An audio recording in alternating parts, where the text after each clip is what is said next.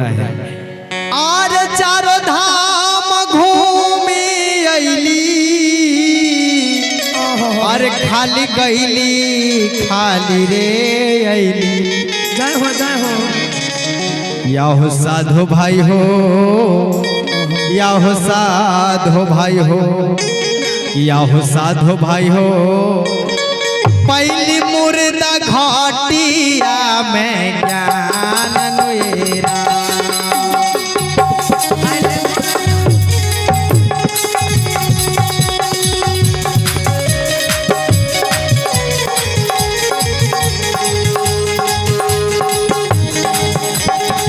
श्री राधे।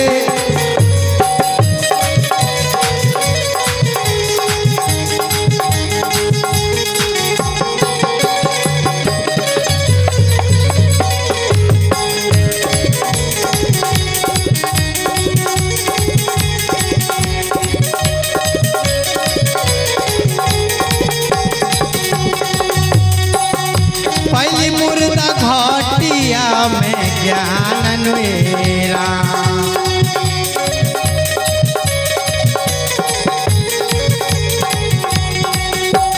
कहता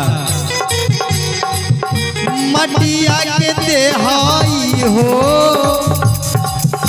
मटिया में मिलिए रामा। ए शरीर माटी के बनल है भाई। ये 5 तत्व से बनल बा। 5 तत्व में एक ना एक दिन विलीन हो। जैसे हमारे जगदीश बाबू का शरीर ये 5 तत्व मिला ना। एक दिन तो सबको जाना है, जानना है। मटिया के देहाई हो, मटिया में मिलिए रामा। मटिया के देहाई हो, मटिया में मिलिए रामा। या हो साधो भाई हो, या हो साधो भाई हो। सबके मकाम शमशान नुएरा। सबके मकाम कहाँ है भाई? शमशान में। सबके मकाम शमशान नुएरा।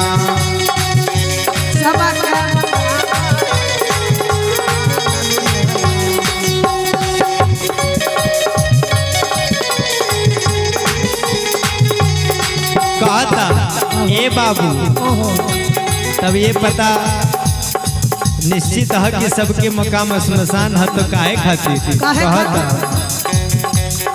काहे लोग डाका डाले, काहे छीन के उनकर खाले। काहे लोग डाका डाले, काहे छीन के उनकर खाले।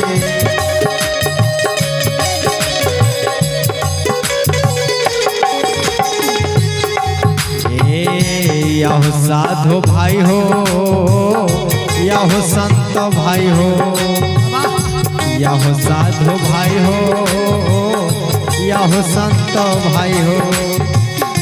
काहे के दिखावे झूठा शान नुएरा। काहे के दिखावे झूठा शान नुएरा।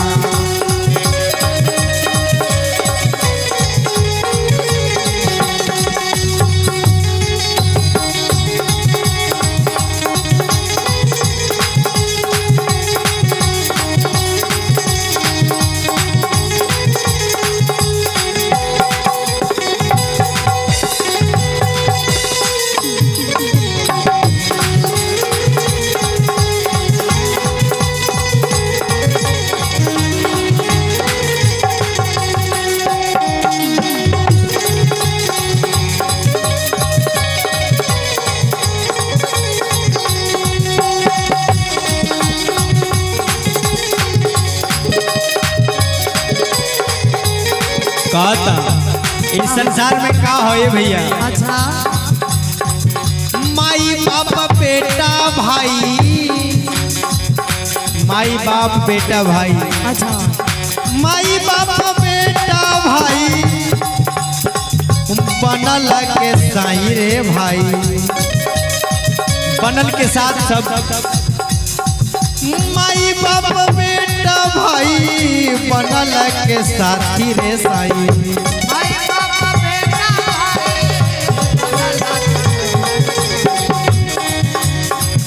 यहो साधु भाई हो यहो संत भाई हो मुअते ठकई है लोहावान लोएरा।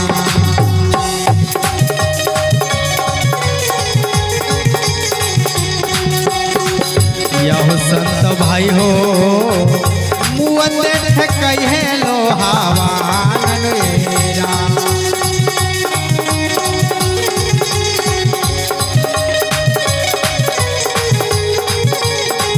ए बाबू ये रुपया पैसा का हो ए कहता पैसा रुपया माया हुए। अच्छा। ये माया हो ये सिर्फ माया है भैया।